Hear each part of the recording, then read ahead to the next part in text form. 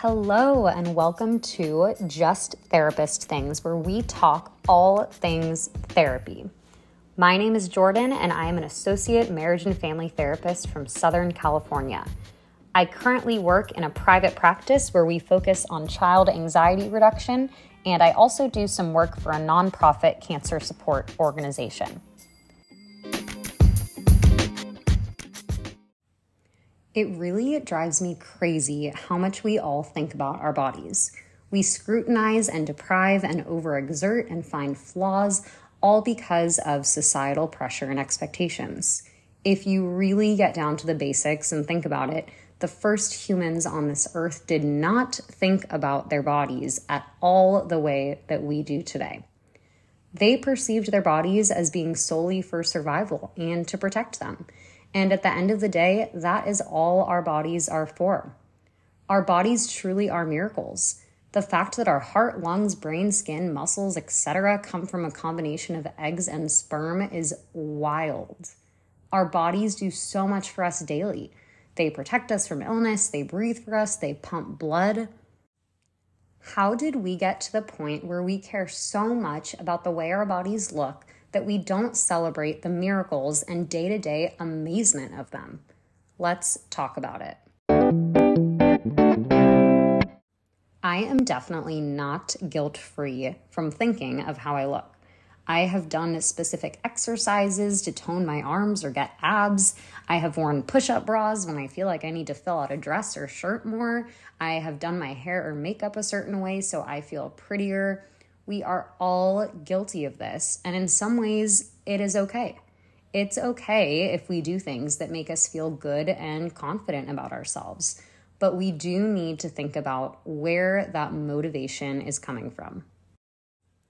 More often than not, it comes from the exercise industry, telling us that we need to have lean legs and washboard abs in order to feel good about ourselves and be the best version of ourselves. It comes from the clothing industry, telling us that we need to show cleavage, wear skin-tight clothes, buy things that flatter our body types, or dress for success. It comes from the makeup industry, telling us that we need makeup to enhance ourselves or cover up flaws.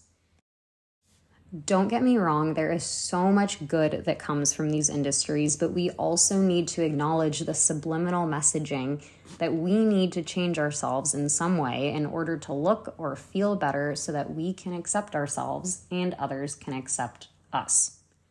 No one is an exception to this influence.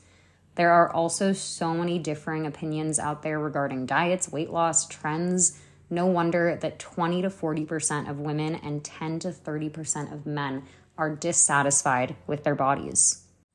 Further along in this episode, I will give some insight on methods that I have researched, used myself, and used with clients to feel better about our bodies. I truly think that the first step is addressing the societal and cultural perceptions of bodies and health, and figuring out how much what you do with, to, or for your body is influenced by that.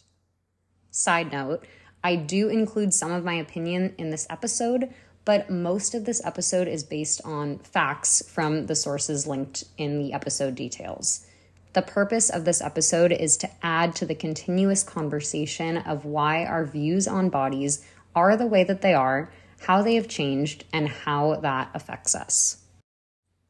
We have all been taught that health is based on how you look, but the health at every size, or HAEs approach, has challenged that. Messages from social media and the medical system have ingrained in our minds that skinny equals healthy. The HAEs approach, as well as scientific research, has proven that this is not true. Of course, there are exceptions to this if someone does not take care of their body. Think of it like this. Having acne does not mean that you're dirty or don't take care of your skin. And having yellow teeth does not mean that you don't brush your teeth. Both of those could happen for various reasons, and they could also indicate that you may need to step up your hygiene or that there is an underlying health issue. Body size can be the same in the sense that having a bigger or smaller body does not mean that you are unhealthy. However, depending on the circumstances surrounding, body size could be an indicator that something is off internally. Weight may be a correlating factor in some health conditions, but there isn't actually a lot of proof that a high body weight causes specific diseases that we think it does. The HAEs approach emphasizes that body size and weight is not an indicator of health and overall well-being. There have been countless heartbreaking stories of people in larger bodies who have gone to a medical professional knowing that something is wrong in their body, and the professional writes them off and attributes their complaint to their weight. Then these people later on find that they do have a major health issue that is not at all correlated to weight. Even more heartbreaking is that I've had countless child and adolescent clients who have been shamed and traumatized by medical professionals due to their body size. This issue does not just affect adults. Some key and wonderful parts of the HAEs approach are that it celebrates body diversity, challenges scientific and cultural assumptions, values body knowledge and lived experiences. It honors internal cues of hunger and appetite. It finds joy in being active and moving one's body, and honors differences in size, age, race, ethnicity, gender, disability, sexual orientation, religion, class, and any other human attributes. You can find more HAEs information from the Association for Diversity and Health link in the episode details, but some of the major HAEs principles, in addition to size inclusivity, are things like respectful care, eating for well-being, life-enhancing movement, and there's also discussion on weight stigma, body liberation, and social justice in relation to body image. So really interesting things, and please take a look at that link. A quote from Rachel Hartley, who is a HAEs-focused dietitian, says, "Working with a healthcare provider who is HAEs aligned, one can expect patient-centered care, where one is treated like a person versus a number on the scale or a lab value." She says, "Many people, especially those with marginalized identities, experience immense stigma in healthcare, which results in poor care and people not seeking care. HAEs seeks to eliminate stigma at the doctor, therapist, and dietitian office." The source where this quote is found is linked in the episode details. I also really encourage you all to take a look at Poodle Science YouTube video that I have linked in the episode details. It is a super fun and engaging way to explain the issue with weight bias, and it is great for adults as well as children.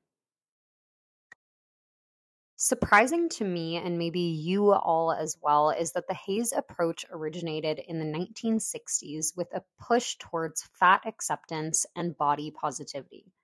The size acceptance movement flourished during the 1980s and 90s and emphasized that health problems among people in larger bodies were not related to weight. The term health at every size was coined in 1998 by nutrition educators Francis Berg and Joanne Ikeda. The Association for Size Diversity and Health, or ASDA, officially trademarked the terms in 2003. Ever since, the term has been widely used by medical and mental health professionals. A significant piece of research to back up the HAEs approach is the issue with body mass index, or BMI. The BMI is a tool that is supposed to measure the amount of body fat in your body, and it is used to track health issues and weight gain in individuals and the greater population. BMI is based solely on the height and weight of a person and has been proven to be inaccurate because it does not account for racial and sex differences, bone density, muscle mass, body fat versus muscle content, and overall body composition. The BMI shows a major flaw, and it is said to not be an indicator of health, as the BMI can indicate that an Olympian is overweight based on its calculations. According to the BMI, you are of normal weight if your BMI is between 18.5 and 25, overweight if it is between 25 and 30, and anybody with a BMI of 30 or more is said to have obesity. Muscle is denser and weighs more than fat, and because athletes have increased muscle mass, their BMI could be in the overweight or obese range, although they're not overweight or obese. This could be said for anyone else that BMI is not reflective of the amount of fat in your body or overall health. It is important to note, and probably pretty well known, that the HAEs approach is controversial. Some say that the HAEs approach is problematic because it enforces the idea that health is subjective when the medical system is based on scientific data and research that allows professionals to measure health. Some say that this approach is promoting obesity and has a hand in the rising obesity rates. A research article on reframing the obesity debate says removing weight completely from the discussion of health may serve to further marginalize those individuals who want support from the health system for weight management, especially those who suffer from health consequences of obesity and are unable to make the necessary behavioral changes without additional support. Most who are skeptical of the HAEs model say that there needs to be more empirical evidence to support this theory, as there cannot be systemic changes without. So, a pretty important question that you may be thinking is, what does it even mean to be healthy? So, according to the World Health Organization, the world health is a state of complete physical, mental, and social well-being, and not simply the absence of disease or infirmary. In 1986, the WHO updated this definition to include a resource for everyday life, not the objective of living. Health is a positive concept emphasizing social and personal resources as well as physical capacities. So, mental and physical health are probably the most talked about types of health, but there is also spiritual health, emotional health, financial health, pretty much any type of health that you can think of. In terms of physical health, researchers say that physical well-being involves pursuing a healthful lifestyle to decrease the risk of disease, and also involves reducing the risk of an injury or health issue, such as minimizing hazards in the workplace, using contraception when having sex, practicing effective hygiene, avoiding the use of tobacco, alcohol, or illegal drugs, and taking the recommended vaccines.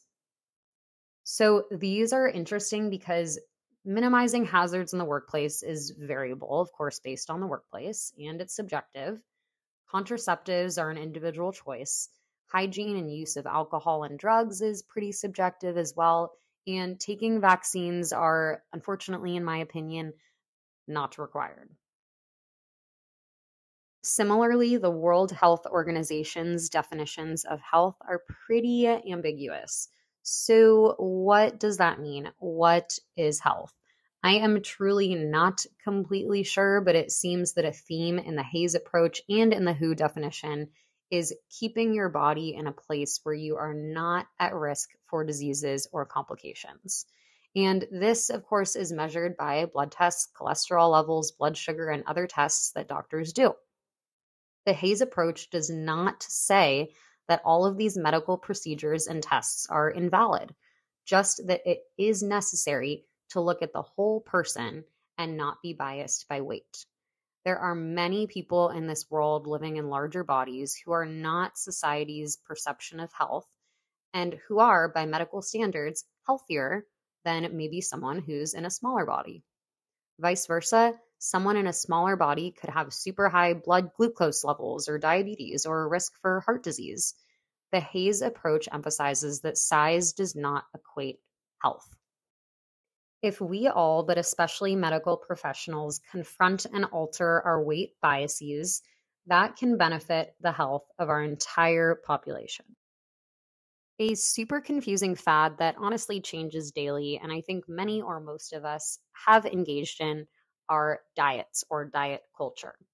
It seems that at this point, our world is at a place of thinking that diets don't work. Honestly, thank God. It's important to note that diets are not the same as eating healthy and treating your body kindly. Eating healthy and treating your body kindly is a lifestyle choice, whereas a diet is where a person restricts themselves in order to lose weight. The issue with diets are that they value a decrease in weight and body size over overall well-being and health. Diets value thinness and promote that being thin is the way to love your body. Diets also demonize certain foods. I see diet culture in my work with people going through cancer. And some say that sugar and meat increases the risk for cancer or promotes cancer cell development. And others say that this is not true. Diet culture really influences every population. And I am no dietitian or nutritionist, so I would definitely love to hear from someone who has more knowledge. But it seems like the food that you put in your body is just about balance. I guess that what we should try to do is to try to eat fruits and vegetables and balance our diet in carbs and sugars and don't eat too much, everything in moderation. But eat the ice cream if you want it, because the more that you deprive yourself, the more that your body will crave it. But also don't overload yourself with ice cream. It's a balance and it's confusing and it's difficult, but definitely do not deprive or restrict yourself. Remember that your body gets hungry for a reason, and that reason is because you need the nutrients to survive. So, you do not need to believe in the HAEs approach. You are free to find flaws in it, and you do not have to live and breathe the HAEs approach in order to find acceptance of your body and engage in a size diversity perspective. What I encourage you to do is to think about your relationship to your body and how that relationship may be influenced by societal or media messages.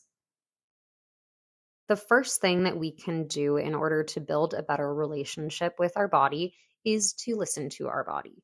And that is something that I think we can all do more of. As I said, our bodies are made to tell us when we are full, when we're satisfied, or when we're hungry. Listen and pay attention to what your body is telling you. You can also try to engage in body neutrality rather than body positivity. Body positivity can feel unrealistic by saying, I love my body. That can feel like it's too far away from you at this point. But it is something to strive for if you're able to. Neutrality feels more obtainable. So if a negative thought comes up, such as, my legs are so large and ugly, a body neutral reframe sounds like, my legs help me walk. I am lucky to be able to walk. Another example is if the negative thought of, I hate my stomach comes up, then a body neutral statement to counteract this is, my stomach helps me to digest food and hold on to nutrients. This may feel odd at first, but counteracting the negative thoughts with neutral ones about your body is a form of a brain hack. The more you do it, the more automatic it will become, and it trains your brain to view your body in a different way. You can also do the same for exercise. Instead of viewing exercise as a chore or a way to get skinny, view it as a great way to move your body, a way to take time for yourself, or a way to boost the happy hormones. Exercise is great because it is good for your brain health. It gets your body moving. It increases cardiovascular health, strengthens bones and muscles, reduces feelings of anxiety and depression, and so much more. Exercise is so much more than just trying to be skinny. I also want to acknowledge that it is a luxury to be able to work out and exercise, and also eat fruits and veggies and seemingly healthier foods. Many people of lower socioeconomic statuses do not have access or cannot afford to do these things that benefit their bodies. And this is something that medical professionals should definitely take into account when measuring health. Lastly, treat your body kindly. Revel in all that our bodies do for us. Don't starve your body. It needs the nutrients. Don't purposely harm your body because it is part of you and your body's trying its best. Note that this insight does not apply to eating disorders and self-harm, as these are serious illnesses that need to be treated professionally. Because the HAEs approach focuses on eating for well-being, respectful care, and listening to your body, it can be very useful to be used in treatment of eating disorders. Try to treat your body in the best way possible, as it is the only one we got, and it has already guided you through so much in life.